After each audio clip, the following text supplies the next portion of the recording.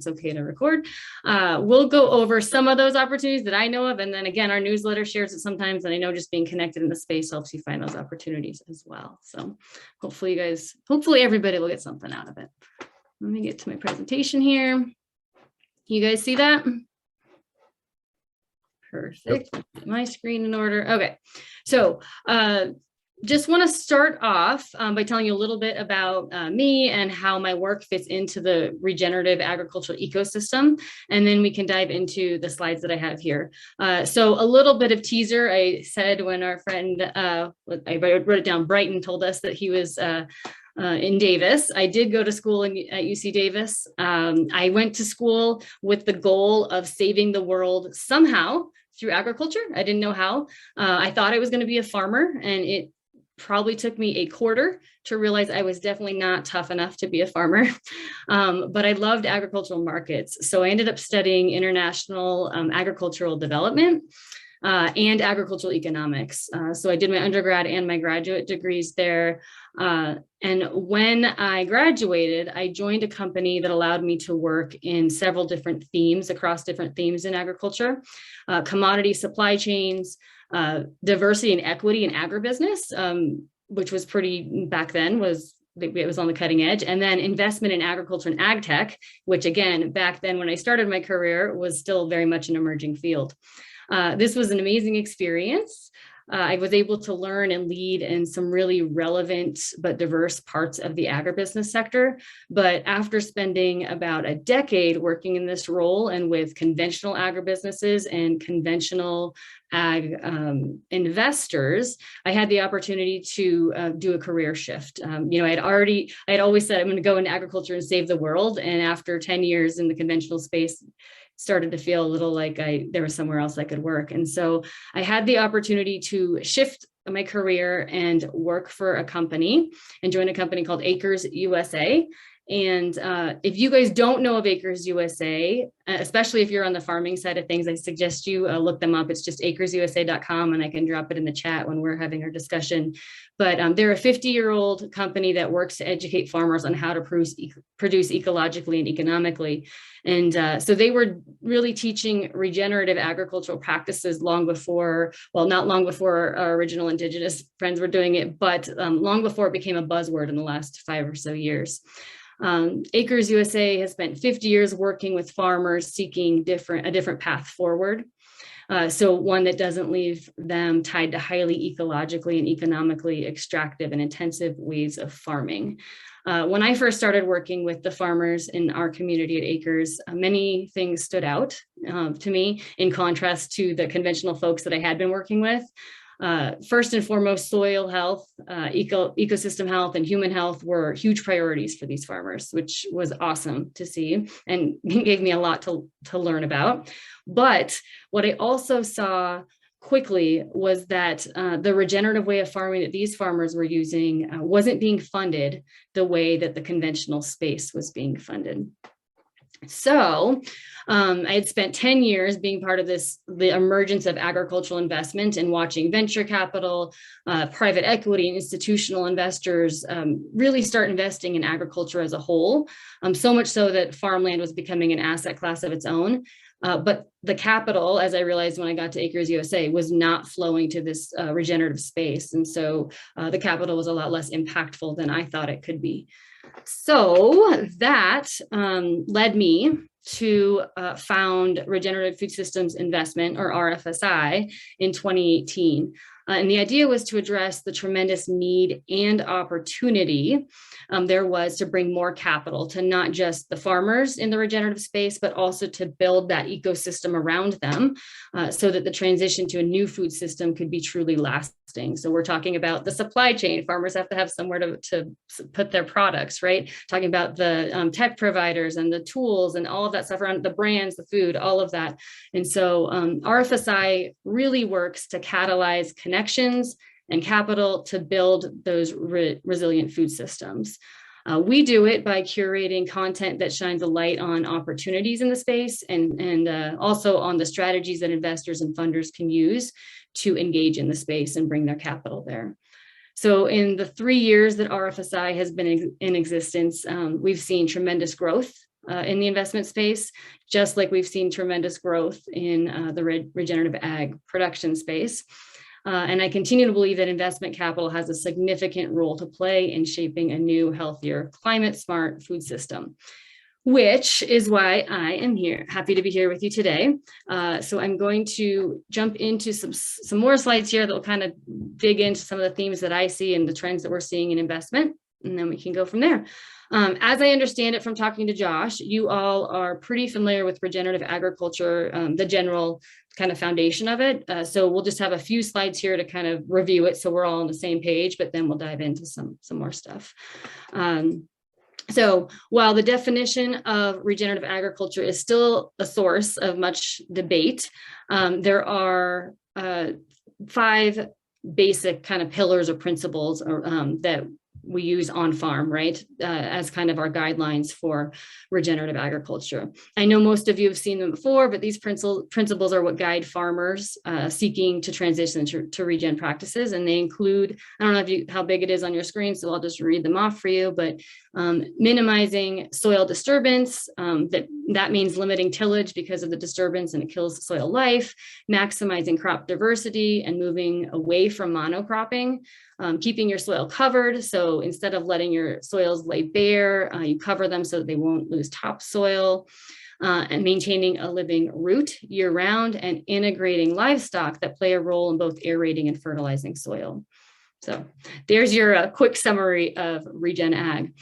There are many agronomic benefits to these practices, which include building healthy soil, reducing erosion, increasing water holding capacity, and a lot more. You can see them on the screen, but there are also benefits to on-farm production as well. So some of the other things that we don't talk about as much are, the reduced exposure to chemicals, lower input costs, the ecological benefits such as improved biodiversity, consumer health and nutrition benefits, which is something that really intrigues me, that we're gaining more research on every day. And of course, the climate benefits, which you all are probably most familiar with, which includes carbon sequestration and lower greenhouse gas emissions. But one that is talked about the very least, I think, but is kind of hidden in all of these that you see on your screen, is this idea of better economic outcomes. So there is a perception out there that regenerative agriculture isn't profitable, which is false. I have a whole nother presentation I can share with you on that. But what I'll say here is that even though we give less attention to the positive outcomes of regenerative ag, they're really important to discuss, because the prospect of positive financial returns for the farmer in particular is imperative to incentivizing what can be risky wholesale change for farmers moving from conventional practices to regenerative. So in other words, if the economic outcomes don't exist, we won't be able to scale transition to regenerative agriculture and get all these great benefits that we see up on our screen. So the good news is that regenerative practices do lead to better outcomes, better economic outcomes, and that's primarily from this idea that you can reduce your cost of inputs, so you're no longer, eventually, after transition, no longer paying for those costly outputs, chemical inputs, I mean, and then also because you can produce different and higher value crops that allow you access to new premium markets. So the combination of lowering those costs and increasing the price you can get for your crop can lead to profitability after you get through the transition. So the question I always find myself asking with groups of folks like you all is, if the agronomic, ecological, and economic outcomes are there, why aren't all farmers regenerative? What's the deal? And so Jennifer O'Connor, I don't know if you all have seen this report, but Jennifer O'Connor and Guidelight Strategies, funded by Patagonia, conducted a study on this very topic. What are the barriers to the adoption of regenerative agriculture? They had a ton of different barriers in there, and if you have a chance to read the report, it's fascinating. But among the barriers they identified, we find these to be the ones we hear most from the farmers that we work with at Acres USA and RFSI. The first one is behavior and cultural change. And so the idea behind this is that changing away from the predominant paradigm and mindset is difficult. And when we talk about regenerative agriculture, we're talking about a way of farming that has been used for decades. And so we have to accept that that's going to be a barrier for many farmers. The second is trusted technical assistance. So as the Guideline Strategies report explains, farmers and ranchers are extraordinarily busy people. Some of you may know that. And they're managing complex businesses in risky, low margin and ever-changing business environments. So this reality makes taking time to learn about and experiment with new management practices a slow and time-consuming process. So without technical assistance or peers that are doing the same thing as them, or that they can, talk to about it, many farmers just don't have the resources, the time, the energy to learn and plan and implement and monitor new practices on their own. The third one, which is especially intriguing to me, is the idea of regenerative supply chains. So it's great, like I kind of mentioned in my intro, if farmers will convert to transitional practices, but then to regenerative practices. But once they have these regenerative products, if there's nowhere for their product to go, they're going to lose all the value that they hope to get financially from that. So success for regenerative producers in large part relies on premium end markets. If the end markets don't exist, or the processing infrastructure to create end products don't exist, then the premium that they're seeking is forfeited, and the incentive to transition is also hindered. And then finally, the fourth barrier we find to be the biggest for our farmers is financial capital and incentives. So one of the biggest barriers to farmers actually adopting regenerative techniques is the added costs and risks in changing any given practice. So at some point, it will become more profitable, but there is a transition period where they will be having higher costs. Sorry, I have a pop-up on my screen that's saying, hey, you need to do this update right now. Even though regenerative systems can lead to better economic outcomes, including higher profitability, there's still that risk during the process of the change when transition costs are highest and premiums are not yet attainable. So we see with this very quick synopsis of regenerative ag and the barriers that there's great potential for longer term resilience and economic success, but there's still risk in near term that inhibits adoption. So the next part of the conversation I'd like to talk about is, where do the solutions lie? And as I told you, I work at this fascinating intersection, or at least I think it's fascinating, but this intersection between regen farmers and investors. And at that intersection, it's easy to see that the opportunity that regenerative agriculture holds for farmers and communities is also an opportunity for investors and funders. So I'll take the next few minutes to look at that role that capital is playing in regeneration. And this lovely chart, it's fun. I don't expect you guys to see a lot of it, but I'm just going to explain a few things on it, which it's from a 2020 USFRA Transformative Investment Report, and it mapped the capital flowing to agriculture in the US. On the left-hand side, you'll see capital allocators. So if you can't read it, it says institutional investors in the green, retail investors in the bigger blue, and then the little sliver is government. And then on the right-hand side, you'll see where the capital is actually flowing. So the top little brownish square is ag value chain companies, farmland is blue, and farm operating capital is the green. So the thicker the line, the more capital it represents. And so, for example, farmland receives the most capital, that's that blue on the right, followed by farm operating capital and ag value chain companies. And as you'll see on the left, government is offering the least amount of funding into that. So there's a lot of private capital and institutional capital going into the space.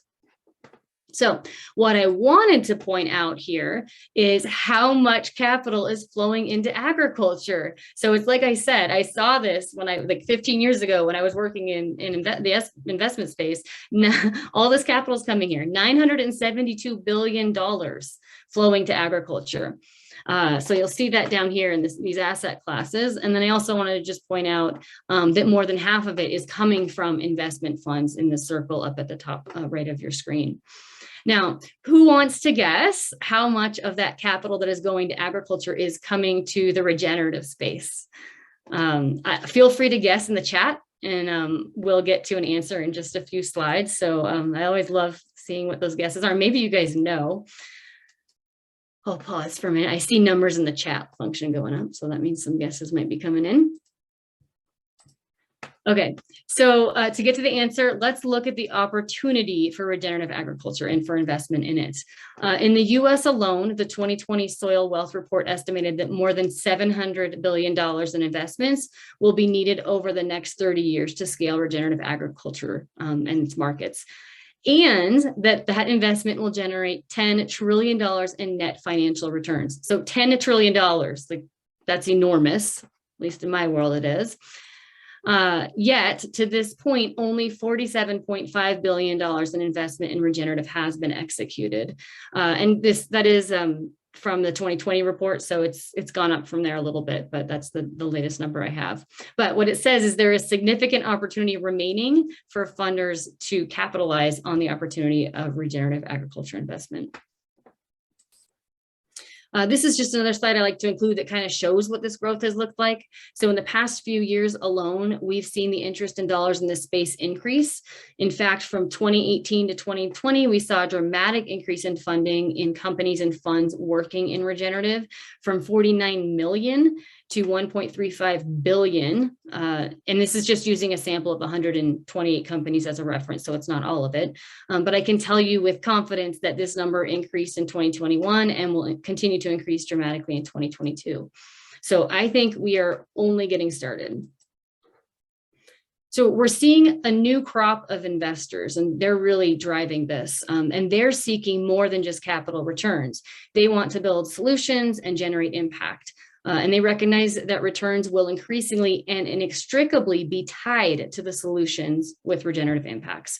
So that's an important point to me. So it's not just that we have investors out there saying like, this feels good, but they're realizing that increasingly these two things are going to be tied, right? So financial returns and the benefits that you're looking at on the screen. So they're looking for some of the same public and private benefits that also drives farmer and consumer interest and also all of our interest in the space as well, I'm sure. And these include, I won't read all of them, but nutrient cycling, reduced runoff and erosion, water quality and quantity, animal welfare, reduced pests and disease, and a bunch of others. So the desire for these benefits is also evident by government interest and consumer demand, which I think we'll touch on a little bit later. But governments and corporations and large CPGs, for example, are making commitments. I think you guys have probably all seen those to net zero ambitions and more climate friendly and regenerative sourcing. And meanwhile, consumers are increasingly aware of and demanding products that are good for people and planet.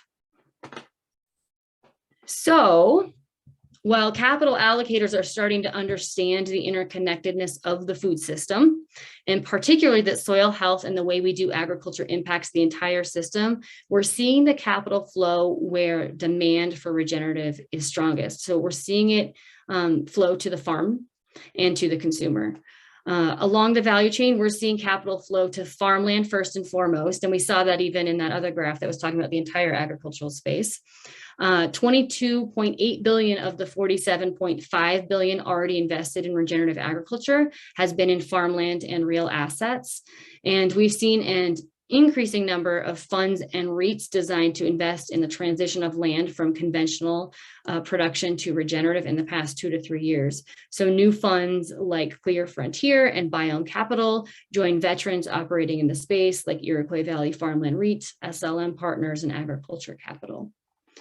We also see increasing investment in new solutions and technology that support the farmer and enable regenerative production. Examples of this are investments in inputs like biologicals and tools and services. So think of fencing systems for pastured livestock or robotic field tools. And of course, there's many more.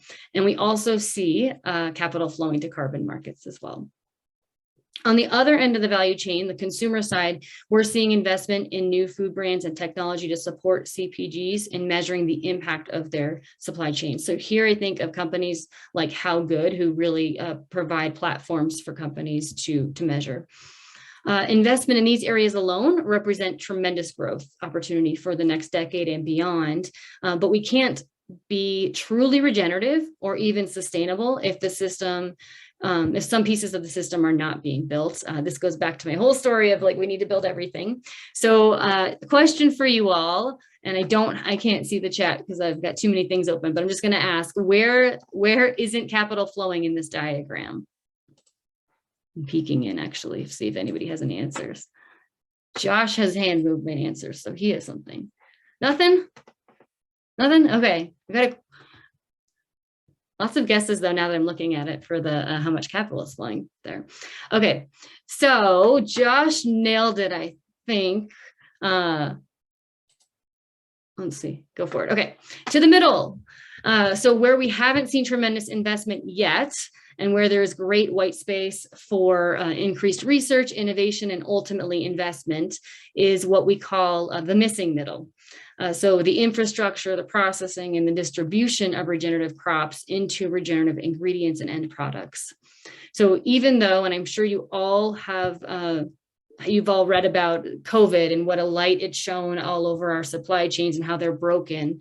While they did do that, we still aren't seeing capital flow there yet at the same rate that we've seen it flow to the farmer side of things and the consumer side of things. But this is changing. There are an increasing number of individual investors and funds that are seeking to learn more about the opportunity to invest in the middle. And as a result, I think the supply chain will strengthen and more investment will flow there. And just a comment, Will, who is covering as work on climate, starting farmers is a really good point too. Like there's not enough capital to investing in starting farmers as well. But I'm sure that's picking up as well. Okay, that was the I think what I would call for the boring investor part, which I find really exciting. But I promise we're done with that for now.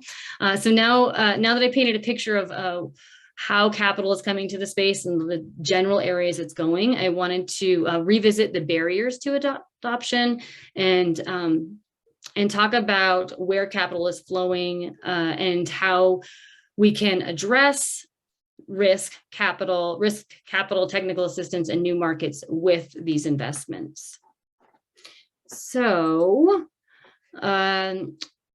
so the question we've been asking ourselves lately at RFSI is, what are those levers? Like, where are the places that you can invest to address these barriers?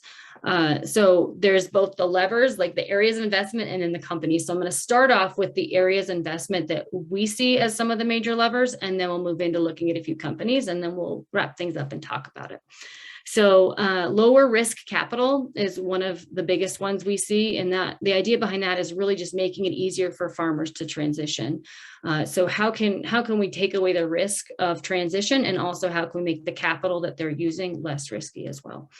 Enabling tech is a huge category, a huge bucket of technologies that helps farmers on farm. So these include, as I mentioned before, biologics, robotics, and a lot more. Supply chain. This includes building infrastructure and processing for regenerative crops, and also building distribution channels, which are not nearly as established as organic channels are, or conventional, of course. And then there's brand building, which is investing in brands that have high integrity and transparent supply chains. So those willing to invest in doing things regeneratively. And last but not least are ecosystem services. And so those who are innovating and building tools to measure carbon and biodiversity and water and more. So those are the levers we see. And I just wanted to give a sneak peek of who is doing the doing, and who has the potential to be invested in here. So just a few examples. I'm not going to go through all of these. There's so many we could put on here. And I'll just say I didn't put any ecosystem services on there because I knew I was joining Josh, who is an ecosystem service expert. And so any talk we go talk about that, we'll just turn it over to Josh. But especially with what I heard from you all and what you're interested in, I think an interesting company for you to all hear about is FarmRaise, if you haven't heard about them before. But they are a fintech platform designed to be kind of the TurboTax for farm funding. So the idea is to help farmers access capital in the form of federal funding and to do all the heavy lifting for them so that they can focus on farming. So they really are paying like a small subscription fee. And then the farm raised folks are finding they fill out one form, and then they use all that information to apply for all of these like grant proposals and all the stuff that a farmer just doesn't want to do, right? So really cool platform. I will throw a pitch in them for them. They just joined us for an event, and they are on a hiring spree right now because they just got funded. That goes back to Josh's point on when you get funded, you can hire. I can put their website in the chat after the event, but So that's this idea of providing low risk capital to farmers and to regenerative ag, right? There's other folks doing that as well. Steward, if you guys have heard of them, that kind of local loan or regional loans for farms, small to medium scale. And then also we're seeing this idea, thanks Josh for posting those. We're seeing this idea of taking care of farmers and giving low risk capital also at the institutional level. So there's operations like SLM Partners, who is probably I think of them as the leader in large-scale asset investment in regenerative organic farmland. And even their new strategies in the US are really taking into account that 3-year transition period for farmers that's very risky, and making sure that the farmers are not put in unreasonable situations in terms of paying back any money during those transition periods. Another company that stands out to me that addresses a bunch of different things all at once.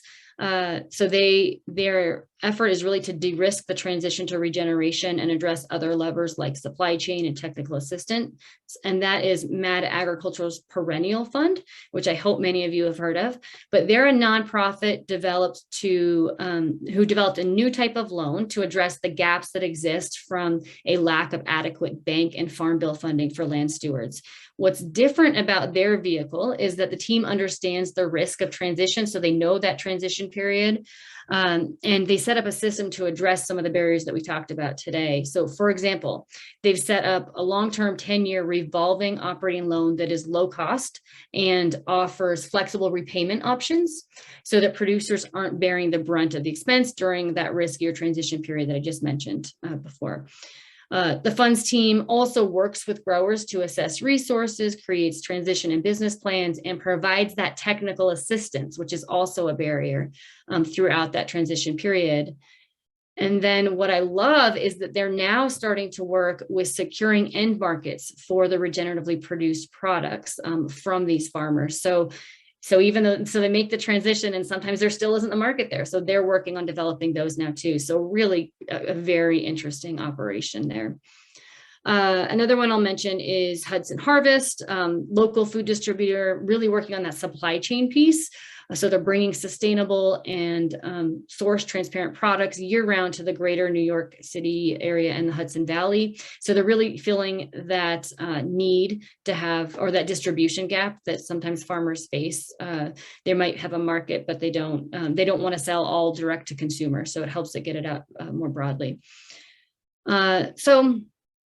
And you'll see I have a few brands on the screen: Good Sam, Alexander Family Farms. There are so many food brands out there right now who are really working to create regenerative supply chains.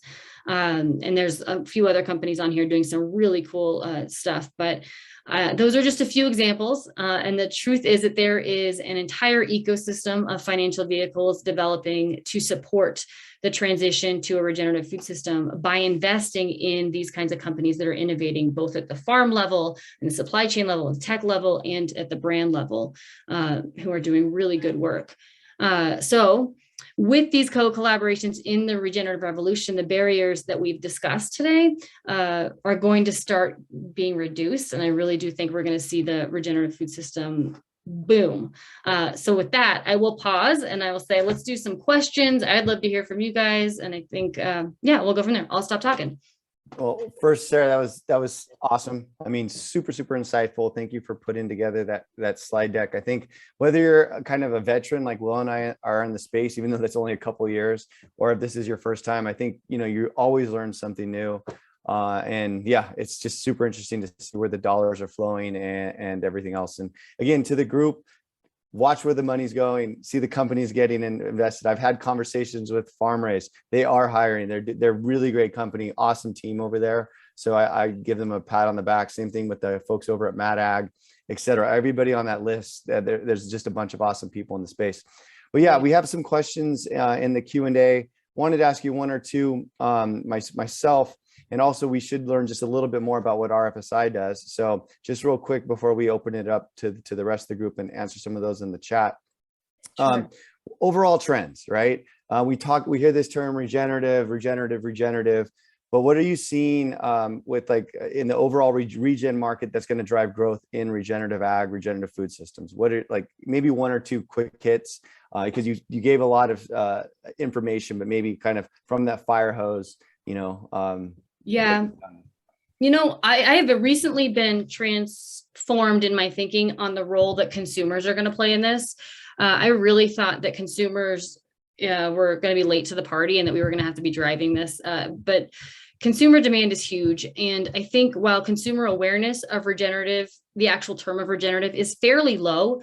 I think last check, it was like 16% of consumers in a Planet Forward survey knew about it, but it's growing quickly. Mm-hmm. So what I like for the regenerative space is that demand.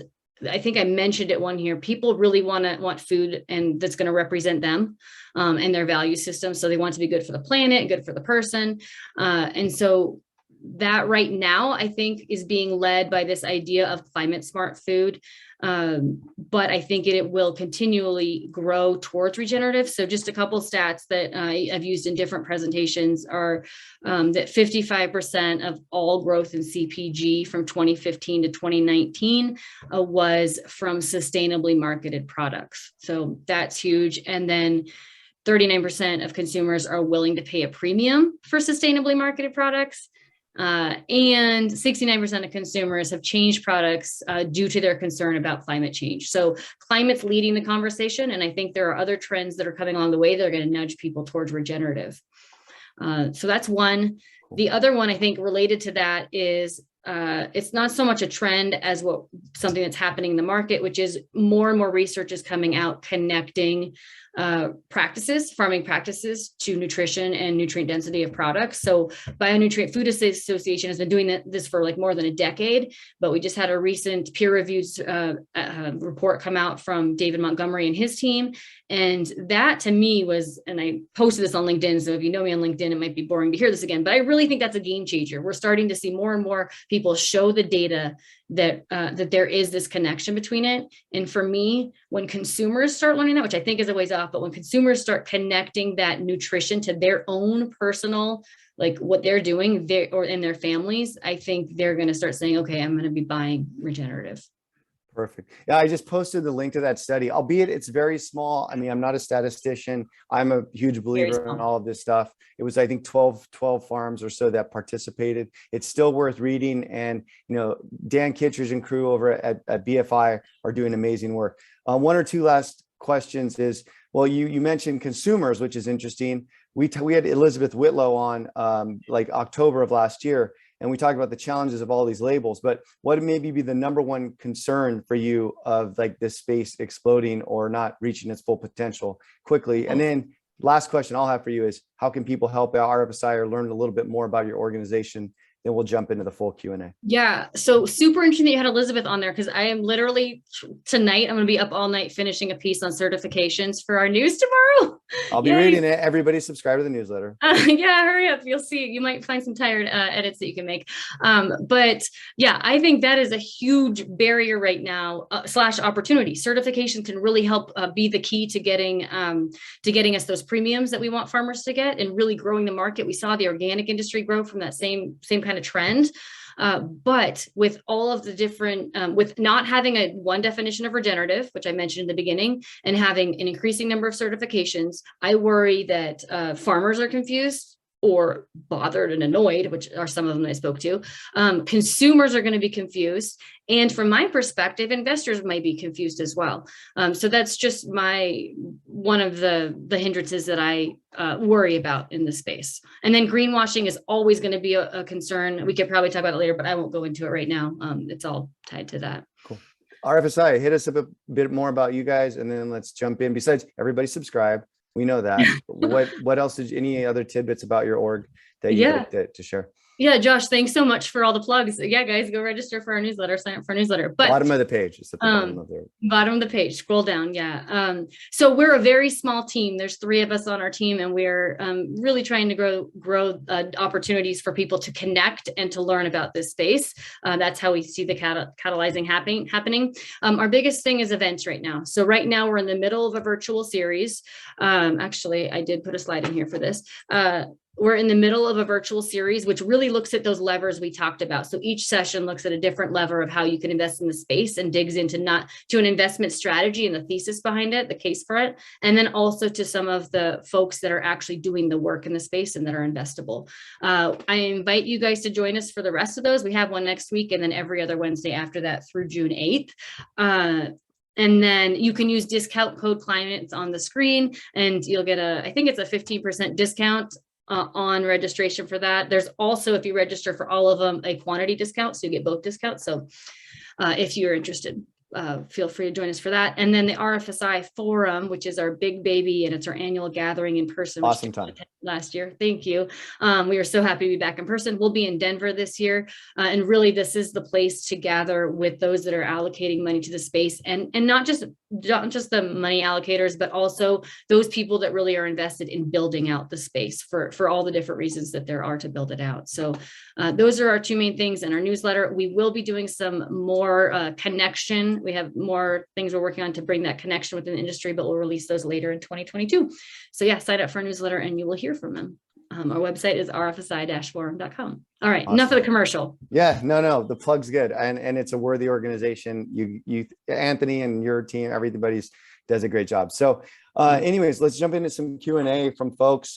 I would let Brighton go first, but I know you're already favoring the Aggies. So I'll ask Stanley's question. Sorry, Brighton. Yeah, you're next though, don't worry. Just to touch on this, do you see interesting power dynamics like between, I guess, and Stanley, please chime in and maybe explain your question a bit more, but that in the ag space between farmers, investors, consumers, what are you seeing the push-pull that's taking place there? Farmers, investors, consumers. I'm going to play with those a little bit differently. I think investors will listen to consumers. Like they understand the dollars are behind that. So that there's not really there's more of a pull there where consumers are going, investors will follow, I believe. The investor farmer piece is really interesting because even though I look at this like overlapping of farmers and investors, they're still so far apart. And that's really what one of our goals is to kind of bring that more together and see how they can work together. I think there's several of you in the intro mentioned finance. So there is a difference between investment and finance. And I think the baby step for farmers is learning more about finance opportunities and then maybe being a little more open to investors. Because investors, I think, is a scary thing for farmers to hear. I think they think of people who want to take their land and just want to acquire it, whereas those strategies are changing, but I think that's going to be a barrier for a while still. I think that might be what you were getting at, but if it wasn't, please speak up and let me know. Yeah. Okay, cool. And then, or Stanley, you want to jump in real quick? I'll keep it quick. Although Sarah, I think, explained a lot of the things already, but even in her slides. But I guess it really depends on the language of the communication involved and how different people perceive it. Like the consumers, it really depends on how educated they are about different products for there to be demand. Whereas the farmers, understandably, they don't have a lot of time. They're busy. They're also risk averse because of their margins too, right? Mm-hmm. And even though the current way of doing things, at least from an outsider's point of view, it kind of looks a bit predatory in a sense in terms of the big fertilizer companies or the existing supply chains. But those are my commentaries anyway. Yep, I don't disagree with that. Cool. All right, real quick. Brighton had a comment. He was up next. So is RFSI, I know you guys are thought leader, great place to again to network and your forums and whatnot. Do you have any relationship or are you doing anything with food hubs at all or writing any pieces or any commenting on anything upcoming? Nothing right now. We have an attached brand, Emerging Leaders in Food and Ag, which is something else. It's a smaller campaign, but really we work with food hubs in that sense. And it's really just to honor and bring attention and help grow leaders in the food system who are working towards regeneration. And so we've had more work with food hubs in that space. When we did RFSI Australia last year, there was more interest in funding food hubs, and it's still one of those spaces that I don't think that we found the hook for, but I think, and Josh, you might know, but I think there's more funding opportunities from the like farm raise steward side of things, probably, for getting funding there. Yeah, I mean, I've invested in a few projects on Steward. Yeah, there's a whole groundswell of folks that want to just put capital toward these projects, these 10-acre farms. I mean, there was a half-acre farm in Detroit, downtown Detroit. They just have an oyster one or something like that right now. So yeah, check them out. No shameless plug for them. I'm not an investor in that company, but I like what they're doing. Okay, cool. Carrie, we could talk all day about nutrient density. So I posted Dan Kittredge's organization, Bionutrient Institute. Check them out. This, to me, is probably one of the most difficult nuts to crack or in this space. And will people pay? Because you've heard John Kemp say a carrot is not a carrot is not a carrot. But what is that carrot someone's willing to pay for? There's just so much unknowns. There was a company called Teak Origin that tried to do some of this. I'm not sure what's going on with them. But that's a huge opportunity.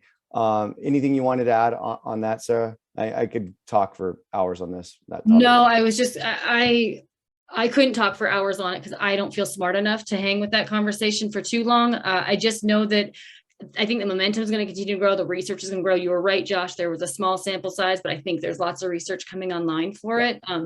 But I think you're right. It's a long ways off because we're going to have critical mass and lots of communication, which again, could run into barriers. Exactly. And also another podcast for those of you who are new, Investing in Regenerative Agriculture. They've had some really interesting folks on there that talk about nutrient density. That's probably, if you go through the 150 or 200 episodes they've done, check that out. Susan, understanding, I don't know if you can see the questions as well, Sarah, but interested in understanding why distribution is a challenge for regenerative products versus conventional or organic crops. I might touch on labeling and customer perceptions, but go for it. Is any different for regenerative products than conventional foods? I think, I really wish Anthony could have joined us. He actually took a vacation this week because he comes from a distribution family. But I think I'm kind of scared to speak out of turn. Distribution itself might not be the hardest one, except for that maybe a point of scale. So we have a bunch of smaller or medium scale farmers who need to get their products out, but don't necessarily have the manpower to do it. And so are there distribution channels in that sense? Or can they innovate and collect them together, things like that. That's what Hudson Harvest really is doing, is gathering it together and doing the work. Same thing as like why farmers don't want to market or speak to consumers necessarily. It's not their skill set. So how can we manage that, or how can projects manage that? Would you have anything to add to that, Josh? No, I mean,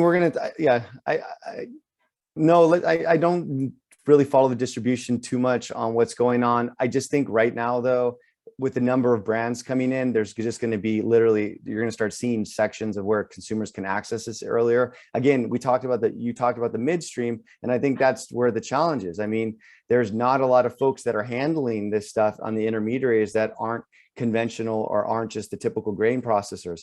The USDA has a very interesting, if you haven't seen this yet, for those interested, they're issuing grants, which are due in May.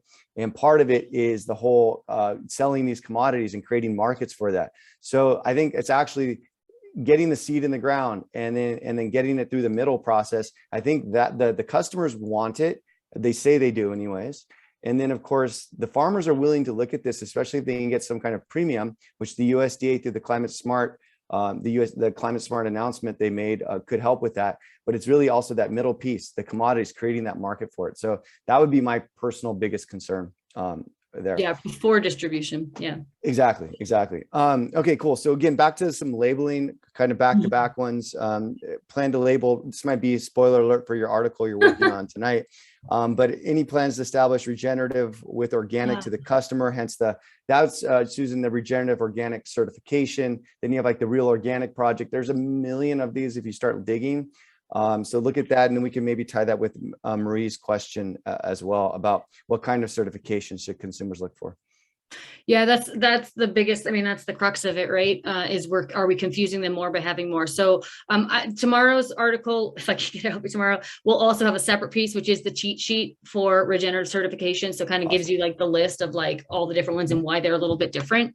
But so the answer is yes, there are many coming out with it. The question is that helping or hindering the market growth and understanding of the sector? So it depends who you talk to, what you should look for. And I'm going to say relatively agnostic to what people should look for, other than we know what the general principles are for regeneration. And so making sure that people are continually improving, which is a huge overarching theme of regenerative, right? Continual improvement. So that's what I would look for. But there's also the debate. I'll just plant this seed. There's also the debate between, is it practice-based standards or is it outcomes-based? So are we measuring that somebody's doing something? It doesn't matter what product comes out, or are we measuring doing or not doing something, or are we measuring what comes out, what the product quality is, what the environment around them looks like? So there's two different ways to approach that. So things to consider.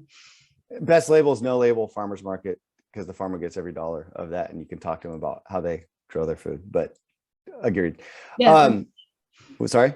Yep. Agreed. Yeah. So then let's see. Ricky quick asked about LP interest. Where's the LP interest coming in for these venture funds, for the Mad Ags, trailheads, et cetera, of the world? Is there more interest from family offices? Which I can say yes, there is a ton of interest in family offices. I think that might be leading the charge, but when it's jumping on that. That's exactly what I would answer that question with, which is what we've seen when institutional capital is coming into our space, is that the family office leads, and that kind of introduces it more to more forms of institutional capital following behind. So that's huge. So getting family offices interested is the first step. I think where they're coming in, it really brands is a huge one. So knowing that, or a producer that's also doing brands, so doing kind of the full spectrum there. And we work closely with Trailhead Capital, who has a very full regenerative thesis. So they're looking at the tech, the on-farm tech, like biologicals and robotics, the whole spectrum of that. They're looking at brands, and then they're also looking at the energy that's related to farm and post-farm gate. So yeah, and I would, Josh, I would let you speak to what the interest is from the carbon market side of things, or ecosystem services, if you want to. Yeah, I mean, well, besides huge, I mean, it's been up and to the right, and it's a huge opportunity. One thing is, even though I'm working a lot on carbon right now, I think that's just one small piece of the puzzle, but that's where the money is. So as much as I would love to like have biodiversity credits or ecosystem service credits or, water quality credits, right now, you can measure and you can understand carbon credits. And so that's where the dollars are shifting toward. Hopefully we'll see a more holistic credit that takes into account many more things, but this is an exploding space. Sarah, you touched on this earlier. Companies are making commitments. If you go to science-based targets, over 2,500 companies have made commitments on scope 1 through 3 emissions. Scope 3 is the hardest, and that's the one they can't decarbonize quickest. So you see Walmart, you see Danone, you see General Mills, you see Pepsi, you see Coke, you see all these companies making regenerative agriculture commitments. That's to also not just offset their carbon, but I think they also get it. They want to protect their supply chain, and if they realize they're ruining their soils, where are they going to source from? So that's for me, another major trend, even though it's not always perfect how these companies make their commitment. It's, you can hate all you want, but it's better than nothing. So that's what I would say. That's one of those trends I'll add to like the very first question, which is what, love it or hate it. We need these big companies to start making these commitments. We just got to make sure that they're being authentic about it. Exactly. So I do. And if we wait for the government, even though the USDA put out a grant thing, we're going to be waiting. We're going to be holding our breath forever. So. Yeah. You guys saw that capital agriculture, let alone regen ag from the government. It was teeny. Exactly. Yeah. Cool. We're really at time, but we're going to actually now just maybe we'll end with one or two more, because I think they tie in, and then we'll, Sarah, we're grateful for you spending an hour with us. Impact. I mean, impact of non-regenerative or conventional agriculture on climate change. I mean, that's the roughly you read it's 15 to 20% of emissions. It depends, just depends on the study. Roughly the third largest in industry or impact on climate. You Google that, but there's a ton there. But I think dovetailing into that, how does from Clarissa, how does the expected impact of climate change on land and water influence which farms receive investor interest? So I guess if you're you're protecting your farm almost by becoming more regenerative. Are investors willing to move money, or like these big banks like UBS or all these others? What are you seeing there to the dollar flows? I would love to say that I think that's a driving factor right now. I don't think it is. Now here in the US, I'll say, I think in Australia, water plays a much bigger role in it. And you'll see more capital going there without, I mean, not even having to move, they're already there. They're just ahead of us in many ways in that sense. Yeah, I think that's kind of still part of it. I just lost the question again, but I think we're not there yet. I would love to. There are new yes, the government just did this climate smart ag acknowledgement. So language is starting to change, although it's very commodity oriented anyways. I think there's new alternative banks that we actually talked about one in our last session that are coming. So there's new forms of capital coming. So it's this idea of the revolution rather than restoring what we have, the system we have. So I think it might take a little more of that before we get the banks and the funders to change their positions on that. I agree. And I mean, wishful thinking. I mean, look, we're already halfway through a new administration and they don't have anything yet in place from the USDA front. Also, these USDA bills are every 5 years. So, things can change, political landscapes can change. So even though there's goodwill and intentions now, that doesn't mean that's always going to stay the same. And that's remaining apolitical. Who knows? Maybe things will change. But a USDA grading system on farm risk and farm quality would be incredible if it was like a really top down. But again, this is all wishful thinking. But we are a little over an hour. So big thanks to everybody. If you can just please thank Sarah, sign up for the RFSI newsletter. I can tell you it's one of the 2 or 3 that you need each week. That's it. And we really appreciate everyone attending. So again, thank you. And I should figure out how to do a reaction. I'm going to do that and a hand clap too. So anyways, awesome. That was awesome. And again, everybody give Sarah a big round of applause, please. And thank you guys. It's fun to have conversations with you guys. So thanks for the questions and listening. Awesome. Well, thanks again. You were amazing. And we will look forward to seeing you. I'm in Denver. I did not know that it was going to be in Denver. So I know you have to fly this time. Yeah, I don't have to just hop on BART, but yes, I will be happily. That would be a good use of carbon. So great. Cool. Thanks everybody for attending, and stay tuned in the Work on Climate Slack group. If that's how you found out about this, please feel free to post comments, thoughts, interesting articles. We always are hoping for more engagement there. So yeah, don't hold back. So thanks with that, guys. Feel free to have a great evening, glass of wine, beer, meal, whatever.